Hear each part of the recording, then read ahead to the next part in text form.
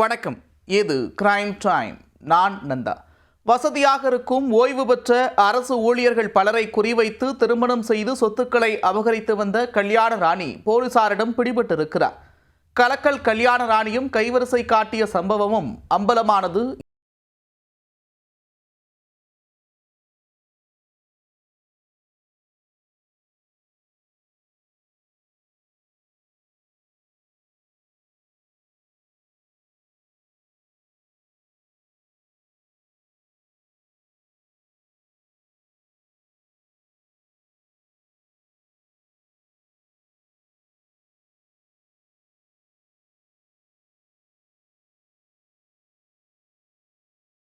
அரசு ஊழியர்களை தன் மடியில் விழ வைத்து மொத்தத்தையும் சுருட்டி வந்தவர்தான் இந்த கல்யாணி ராணி மடோனா.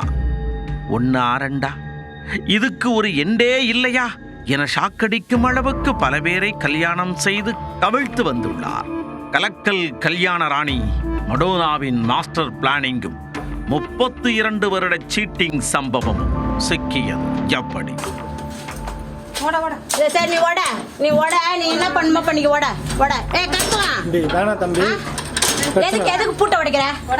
நீங்க என்ன பண்ணிருக்கீங்க? உங்களோட லீகல் எல்லாமே கலெக்ட் பண்ணியாச்சு. எங்க சப்மிட் பண்ணுமோ நாங்க சப்மிட் பண்றோம். புரியுதுங்களா? வர முடியாது. இறந்து நீலகிரி மாவட்டம் மஞ்சனக்குறை பகுதியைச் சேர்ந்தவர் 47 வயதான மடோனா. 1993ஆம் ஆண்டில் வனத்துறை அதிகாரி மகேந்திரனை திருமணம் செய்து குடும்ப வாழ்க்கையில் என்ட்ரி கொடுத்தார்.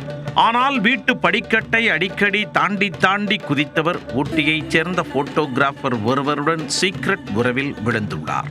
அவருடன் சேர்ந்து ஜில் ஜில் குல்குல் என மலைமலையாக சுற்றியவரை கணவர் கண்டுகொள்ளாமல் விட்டுள்ளார். நீ இல்லை என்றால் நான் இல்லை, நீதான் என் உயிர் என்று சொல்லிவிட்டு சைடில் சம்பவம் செய்த மடோனாவால் மன உளைச்சலுக்கு ஆளான கணவர் மகேந்திரன் 2013ஆம் ஆண்டில் விபரீத முடிவெடுத்து உயிரை விட்டுள்ளார். அதன் பின்னர் சம்பாதிக்கும் பணத்தையெல்லாம் சாப்பிட்டே அடித்த மடோனாவை வெறுத்த அந்த சீக்ரெட் காதலனும் அவரை கிளற்றி விட்டுள்ளார். திவாகர் போனால் என்ன, தினேஷ் இருக்கான்ல என்பது போல மற்றொரு காதலில் குதித்த மாஸ் மடோனா இம்முறை தனது பெயரில் சொத்துக்கள் இருந்தால் மட்டுமே இஷ்டத்திற்கு ஊர் சுற்ற முடியும், அதுவும் நிரந்தரமாக நீடிக்கும் என உட்கார்ந்து யோசித்துள்ளார். அதற்காக மேட்ரிமோனியல் ஆப்பில் புகுந்து கைவரிசை காட்ட களத்தில் இறங்கியுள்ளார். மனைவி இல்லாமல் சோகத்தில் இருக்கும் ஓய்வு பெற்ற அரசு அதிகாரிகளுக்கு டார்கெட் வைத்து அவர்களின் சொத்துக்களை லவட்ட ரூட் எடுத்துள்ளார். மேட்ரிமோனியல் ஆப்பில் மூலம் அவர் எடுத்து வைத்த முதல் அடியில் இந்திய ராணுவத்தில் பணிபுரிந்து ஓய்வு பெற்ற கனகராஜ் என்பவர் சிக்கியுள்ளார்.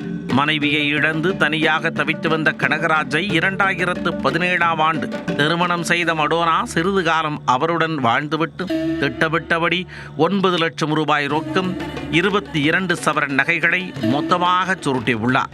காசும் நகையும் கைக்கு வந்தவுடன் கனகராஜ் அப்படி இப்படி என கதைவிட்டு அவரை விவாகரத்து செய்துள்ளார். வேலைக்கு போகாமலேயே சொகுசு வாழ்க்கைக்கு அடிமையான மடோனா 2021ஆம் ஆண்டில் அடுத்த சம்பவத்தை அரங்கேற்ற தயாரானார். அதே மேட்ரிமோனியல் ஆப் மூலம் ஸ்ரீபெரும்புதூரை அடுத்த ஆதனூரைச் சேர்ந்த வட்டார சுகாதார ஆய்வாளர் வனத்தையன் என்பவருடன் பழக்கத்தை ஏற்படுத்தி கொண்டார். ஊர்பட்ட சொத்துக்களுடன் மனைவியை இழந்து மகளுடன் தனியாக வசித்து வந்ததை தெரிந்து கொண்டு வனத்தையனை வதைக்கி எடுக்க முடிவு செய்துள்ளார். ஏற்கனவே 2 திருமணம், 3 காதல், முக்கோண உறவு எல்லாவற்றையும் மறைத்து காதலிக்க உண்மையான ஆண்மகனை தேடி வருகிறேன், நீங்கள் கிடைத்தால் என் ஆழமான காதலை காட்டி சொர்க்கத்திற்கே கூட்டிச் செல்வேன் என இஷ்டத்திற்கு பேசி அவரை தன் வலையில் வீழ்த்தியுள்ளார். திட்டமிட்டபடி வனத்தையனை திருமணம் செய்த மாஸ் மடோனா திருமணத்திற்கு பின் அவசரமாக அவரது மகளான சிசிலியாவுக்கு திருமணம் செய்து வைத்து வீட்டை விட்டு துரத்தியுள்ளார். அதன் பின் வனத்தையனின் சொத்துக்களை அபகரிக்க பல்வேறு திட்டங்களை போட்ட மடோனாவுக்கு எந்த திட்டமும் பலிக்கவில்லை. அதனால் தோல்வியை தழுவிய கல்யாண ராணி திருமணமான 3 மாதங்களில் பின்வாங்கினார். வீட்டை விட்டு இரவோடு இரவாக வெளியேறியவர் முன்னாள் கணவர் கனகராஜிடம் மன்னிப்பு கேட்டு அவரிடம் ஒட்டிக்கொண்டார். இந்த சூழலில் வனத்தையன் கேன்சர் நோயால் அவதிப்பட்டு மரணப்படுக்கையில் உள்ளார் என தெரிந்த மடோனா மீண்டும் ரீஎன்ட்ரி கொடுத்து இம்முறை நினைத்ததை நிறைவேற்றிக் கொண்டார். பணம், நகை மற்றும் சொத்து பத்திரங்கள் அனைத்தையும் அபகரித்து விட்டார்.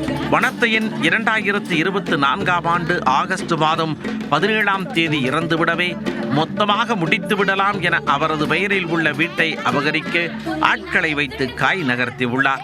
ஆனால் அவ்வீட்டில் வனத்தையனின் மகள் வசித்து வருவதால் அடியாட்களை கூட்டி வந்து அத்துமீறி கேட்டின் பூட்டை உடைத்து உள்ளே நுழைய முற்பட்டுள்ளார். கொலை மிரட்டல் விடுத்து உயிர் பயத்தை காட்டியுள்ளார். எங்கள் அப்பா இறந்ததுக்கு அப்புறமா தான் இந்த மெடோனான்றவங்களோட முழு விவரமும் எங்களுக்கு தெரியாது. அவங்களோட சுயரூபமும் என்ன எப்படி ஏதுன்னு ஆராய்ஞ்சு பார்க்கும்போது தான் இவங்க எங்கள் அப்பாவை 3வது கல்யாணமாக பண்ணிக்கிட்டு 2வது கல்யாணம் 2017 பண்ணிட்டு திருவள்ளூரில் கனகராஜன்றவங்களை பண்ணிட்டு 3வதாக தான் ஆனால் எங்கள் அப்பாவுக்கு எங்கள் யாருக்குமே இந்த 3வதாக எங்கள் அப்பாவை கல்யாணம் பண்ண விஷயம் எங்களுக்கு யாருக்குமே தெரியாது.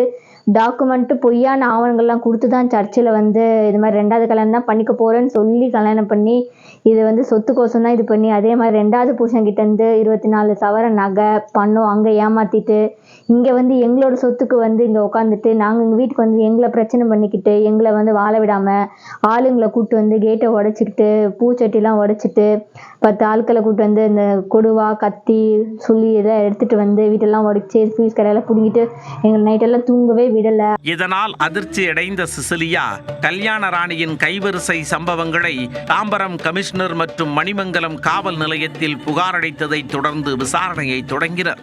அதில் மடோனாவை கைது செய்த போலீசார் 6 பிரிவுகளின் கீழ் வழக்கு பதிவு செய்து சென்னை புழல் சிறையில் அடைத்துள்ளனர். அரசு கருவூலத்தை ஏமாற்றி பணம் பெற்றதாக மேலும் இவர் மீது ஏற்கனவே பல பிரிவுகளில் வழக்குகளும் உள்ளன. போலீஸ் காவலில் எடுத்து விசாரிக்கும் பட்சத்தில் இவர்கள் இல்லாமல் எத்தனை அரசு அதிகாரிகள் மடோனாவிடம் மனதை பறிகொடுத்து சொத்துக்களை இழந்துள்ளனர் என்பது குறித்து தெரிய வரும். ஓய்வு பெற்ற அரசு அதிகாரிகளை குறிவைத்து திருமணம் செய்து சொத்துக்களை அபகரித்து வந்த கல்யாண ராணிக்கு போலீசார் எண்டு கார்டு போட்டதால் பலரும் தப்பித்துள்ளனர்.